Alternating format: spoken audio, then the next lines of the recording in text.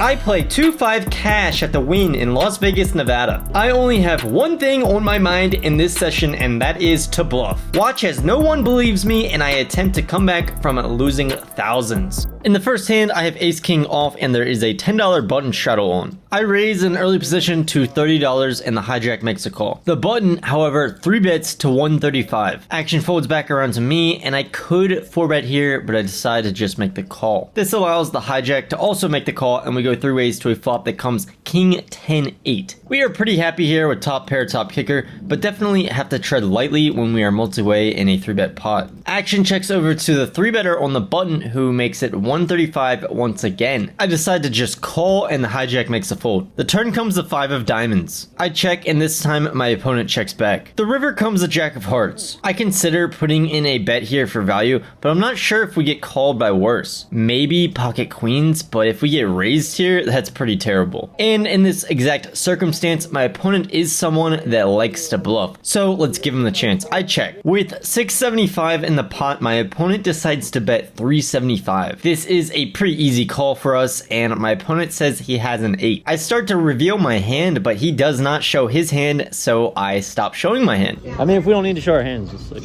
If this guy was a recreational player, I would be more lenient and just probably show, but he is not. He's a reg. So I expect him to show his hand, and if he doesn't, then I don't want to show mine. In the next hand, I have jack 10 of clubs and the low jack raises to $15. We call in the cutoff. I should most likely be 3-betting here most of the time, but for this time I decided to just call, and the small blind ends up 3-betting to $75. The low jack folds and actions back to us and I make the call. The flop comes 8 4 deuce 2 hearts. The small blind continues and bets $75 into 165. With 2 overs as well as a backdoor club draw and straight draw, I think I have to call here. The turn comes the 9 of spades. This is one of those good turn cards for us where we now have an open-ended straight draw. This time my opponent bets 225. Can't go anywhere now, I make the call. The river comes the 6 of clubs. This time my opponent slows down and checks. We can still have a lot of sets like pocket 8s, pocket 4s, pocket 9s, 9-8 suited for 2 pair. We don't have hearts, which is nice considering my opponent could have hearts. This is not a spot that I love to bluff, but we have arrived at this river with jack high. So it's basically our only choice. I go all in for about $620. This bluff puts my opponent deep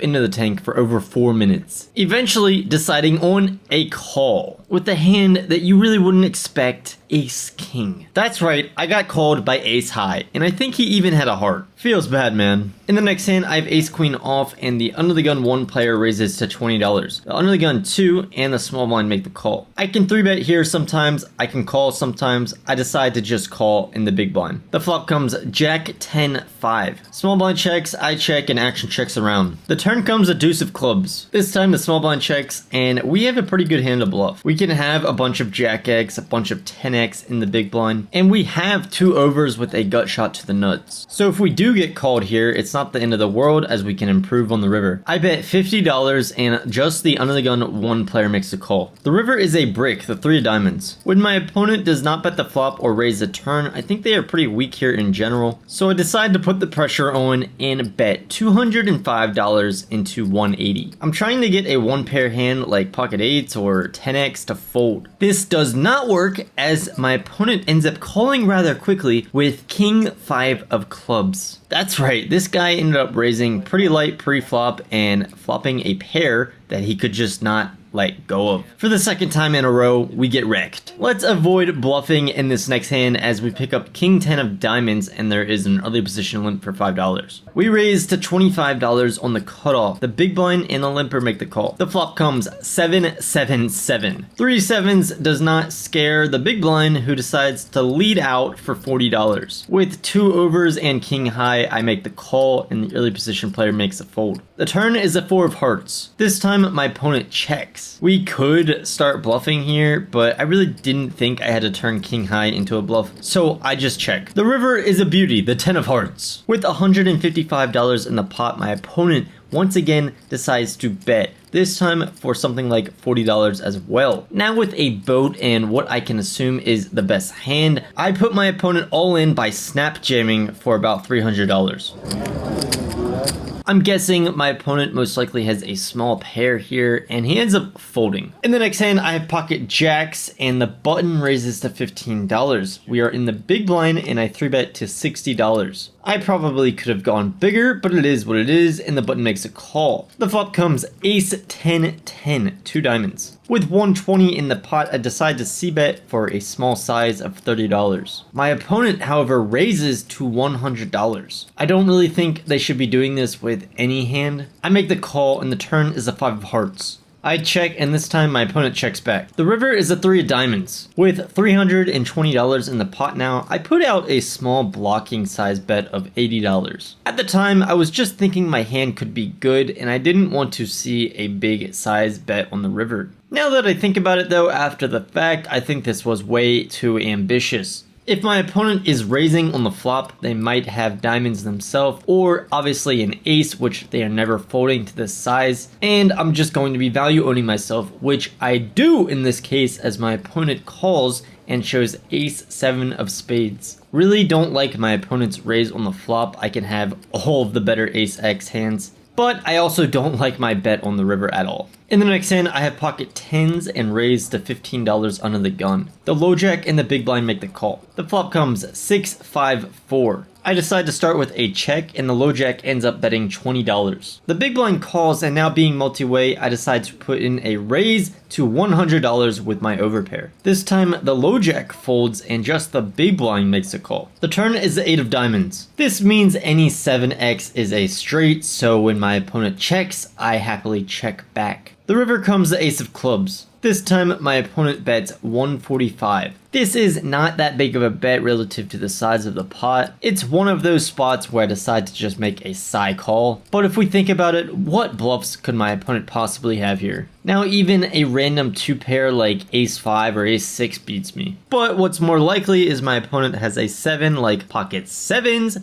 which he shows and wins with. I probably could have definitely gotten away on the river. In the next hand, there is a $10 button shuttle on, and we raise to $30 in the hijack with ace jack of hearts. The small blind and the big blind make the call. The flop comes king jack 9, 2 diamonds. Action checks to me, and this is a board that's just going to favor our range. I decide to bet $50, and just the small blind makes a call. The turn is the 8 of diamonds. This time, when my opponent checks, I happily check back as I do not have a diamond. The river comes the 4 of clubs. When my opponent checks once again, I'm not going to be putting them on much king x here. I've played with this person many times, and I decided to go for some thin value here by betting $100. I think I can get called by a worse jack, maybe a 9 sometimes. This, however, is not one of those times, as my opponent does end up calling with king 10 off. A bit surprised to not see them go for value on the river, and we end up value owning ourselves. In the next hand, I have ace 7 of clubs and raise to $15 under the gun. The cutoff, button, and big blind all call. The flop comes 9 7 5. With middle pair here, I start with a check,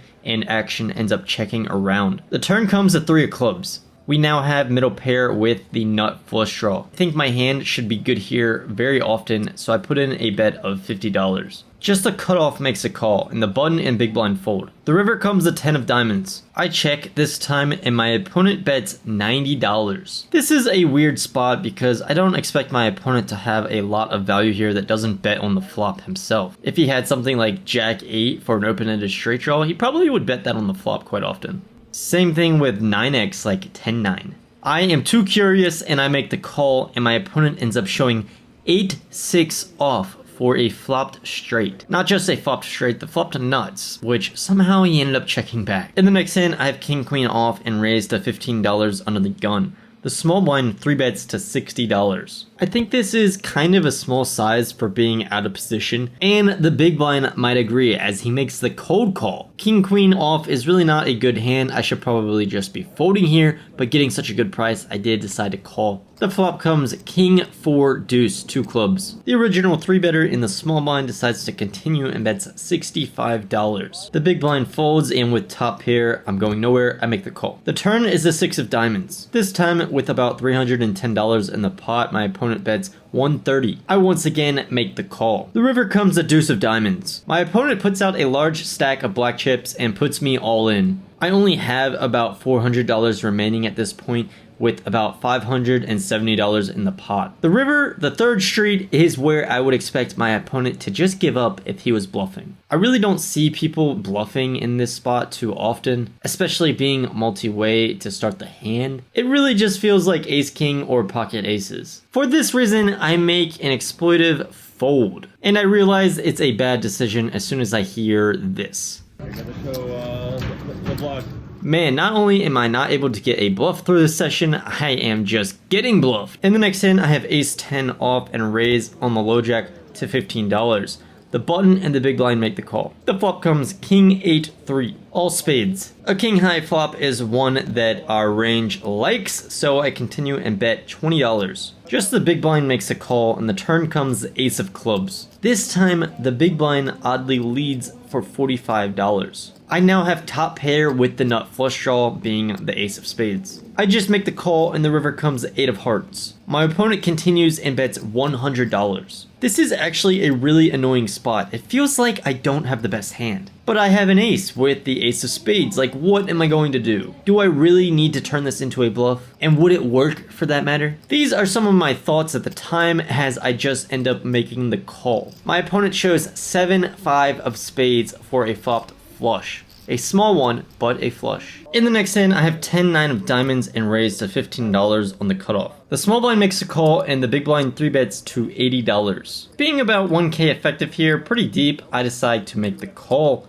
and the small blind folds. The flop comes 9-5-4. My opponent continues and bets $85. With top pair here, nothing to do but make the call. The turn comes the jack of hearts. This time, my opponent bets 205 into about 345. I once again make the call. The river comes the 4 of clubs. My opponent does not slow down and puts us all in for about $600. At this point, we have a bluff catcher. It is nice to have diamonds here as we unblock spades that my opponent could possibly be bluffing with. Having a 10 is decent as we block hands like jack 10. And my opponent is someone that is capable of bluffing here, so I decide on a call. And unfortunately for us, my opponent shows king jack suited.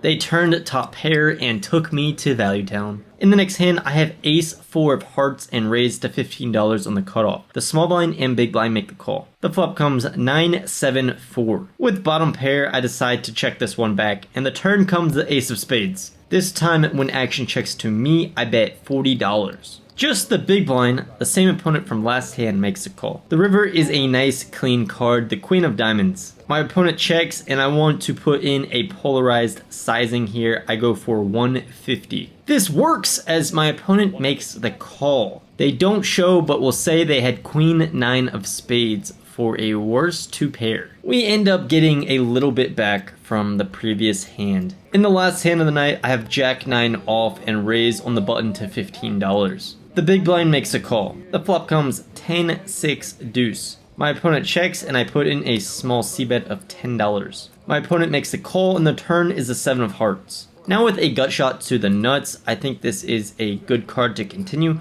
I bet $50. My opponent makes the call and the river is the queen of diamonds. With about 150 in the pot, my opponent has about $400 left behind. If they have a 10 here, I think only one size is going to get them to fold. And that size is all in. I put my opponent to the test and put it all in, and they call rather quickly. Turns out they have queen 7 off. They floated the flop with absolutely nothing, turn a pair, and river 2 pair. I would like to hope this would have worked if they didn't hit 2 pair, but I guess we will never know. And one more big bluff turns out to be the downfall and ends our night. Alright guys, as you saw, this session did not go well. We were in this one for $3,600 total and cashed out for $763. That's an over $2,800 loss. For those people that are upset that I don't seem to show me losing very often, here you go. If you guys enjoyed this video, hit the like button, subscribe, and let me know what you thought. Thanks for watching. Peace!